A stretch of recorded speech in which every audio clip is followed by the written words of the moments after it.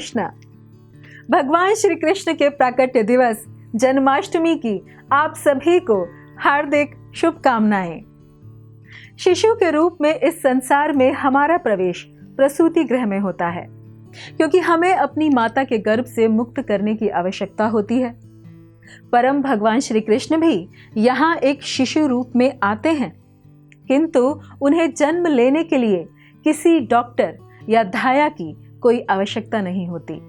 वे स्वेच्छा से यहाँ आते हैं और उनका उद्देश्य होता है हमारा उद्धार करना।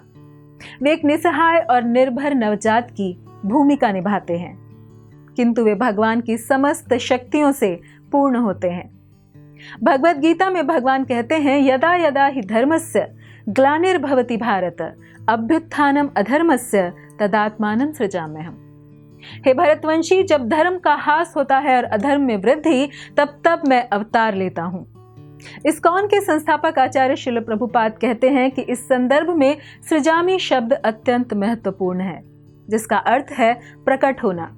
और इसका ये अर्थ कदापि नहीं कि वे अपने रूप का निर्माण करते हैं। वे हमारी तरह अस्थायी भौतिक शरीर नहीं स्वीकारते। उनका रूप या शरीर ना तो निर्मित होता है और ना ही वे उसे स्वीकार करते हैं। वे सदा विद्यमान रहते हैं, चाहे वे चतुर्भुज विष्णु के रूप में जन्म लें या मुस्कुराते दैदीप्यमान शिशु के रूप में। प्रत्येक काल और परिस्थिति में उनका निज पूर्ण शरीर वैसा का वैसा ही बना रहता है, जिसे वे स्वेच्छा से अपने मनचाहे तरीके से प्रकट करते हैं इस भौतिक जगत में पीड़ित जीवों का उद्धार करने के लिए।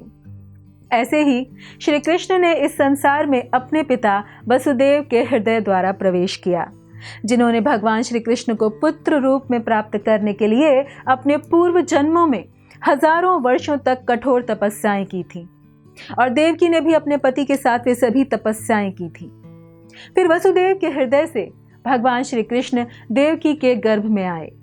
जब श्री कृष्ण अपने माता पिता के समक्ष सर्वप्रथम प्रकट हुए तो उन्होंने अपना प्रकाशवान चतुर्भुज रूप प्रकट किया, जिस पर ध्यान करने के देवकी व वसुदेव आदि थे।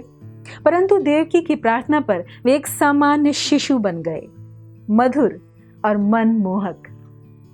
भगवान के अन्य अद्भुत रूपों के समान इस शिशु का रूप भी असीमित दिव्य आनंद और भगवत प्रेम का स्रोत था, जो उनके माता पिता की भक्ति को बढ़ा रहा था। कृष्ण को छुपाने के लिए वसुदेव उन्हें यमुना के पार गोकुल ले जाकर यशोदा और नंद महाराज के घर छोड़ आते हैं, तथा ये गोकुल इस पृथ्वी पर अवतरित हुआ आध्यात्मिक जगत है, जिसका उद्देश्य भगवान श्री कृष्ण की सेवा करना है। यह असंख्य भक्तों से भरा है, जिसमें सुंदर वन, पशु, ऋतुएं, स्वच्छ नदियां और असीमित प्रकार के मधुर फल और फूल हैं।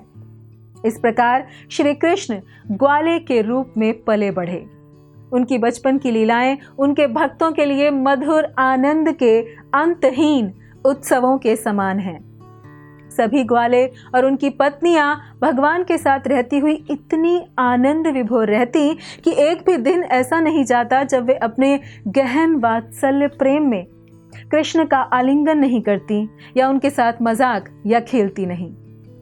वे अशिक्षित नहीं, शहरी जीवन से परे ग्वाले वे कृष्ण के सर्वप्रिय मित्र हैं, सीधे साधे किंतु तीव्र प्रेम, और यही पूर्णता है। इस्कॉन के संस्थापक आचार्य भक्ति वेदांत स्वामी श्रील प्रभुपाद कहते थे कि भगवत प्रेम के नेत्रों से व्यक्ति वृंदावन के सच्चे रूप को देख सकता है कि किस प्रकार वहां भगवान श्री कृष्ण ग्वालों और गोपियों के साथ अपनी लीलाएं करते हैं। और ब्रजवासियों के लिए तो श्री कृष्ण प्रत्येक कार्य में प्रमुख थे। वे केवल उनकी प्रसन्नता के लिए गाते, उन्हें सजाते, उनके साथ नाचते और हंसी ठट्टा करते। गोकुल पृथ्वी पर आध्यात्मिक जगत के गोलोक की प्रतिकृति ही है। इस तरह भगवान श्री कृष्ण और उनके भक्तों ने गोकुल वृंदावन में सेवक, मित्र, माता पिता, प्रतियोगी और प्रेमी के रूप में सभी प्रकार के संबंधों का पूर्णतम आनंद लिया। भगवान श्री कृष्ण आध्यात्मिक जगत से अपने साथ अपने संगियों और वस्तुओं को लाते हैं, जिससे उनके प्रति हमारी भावनाएं पुनः जागृत हो सकें और हम उनके साथ असामान्य विलक्षण लीलाएं और व्यक्तिगत संबंधों का आनंद ले सकें।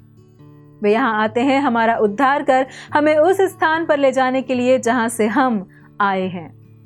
और श्री कृष्ण जन्माष्टमी या श्री कृष्ण का जन्म उनके उस हस्तक्षेप को दर्शाता है जिसके द्वारा वे हमें पुनः अपने घर ले जाने के लिए आए हैं। कई बार लोग गलत निष्कर्ष निकालते हैं कि भगवान का हमसे कुछ लेना देना नहीं और उन्होंने यहाँ हमें दुख भोगने के लिए छोड़ दिया है। किंतु थोड़ा समय निकालकर यदि अध्ययन करें तो हम पाएंगे कि किस प्रकार अपने सच्चिदानंद शरीर में वे इस संसार में आते हैं और एक आकर्षक शिशु और बहादुर राजा के समान लीलाएं करते हैं और फिर ऐसी व्यवस्था करते हैं जिससे हमारा उनसे पुनर्मिलन हो सके। यह अत्यंत विचारणीय है और अद्भुत भी। और इसी के लिए भगवान श्री कृष्ण श्रीमद् भगवद गीता में घोषणा करते हैं कि हे अर्जुन, जो मेरे जन्म और कार्यों के दिव्य स्वभाव को तत्व से जानता है वो इस शरीर को त्यागने के उपरांत इस भौतिक जगत में जन्म नहीं लेता अपितु मेरे धाम को प्राप्त होता है। अतः जन्माष्टमी हमारे उद्धारक मुक्ति प्रदाता भगवान श्री कृष्ण का अवतरण दिवस है। श्री कृष्ण जन्म का सच्चा अर्थ अपने नित्य प्रेमी सेवकों भक्तों के साथ इस संसार में पुनर्मिलन के उत्सव को मनाने के लिए उनका आगमन है। अतः फिर से एक बार आप सभी को जन्माष्टमी की हार्दिक शुभकामनाएं। धन्यवाद।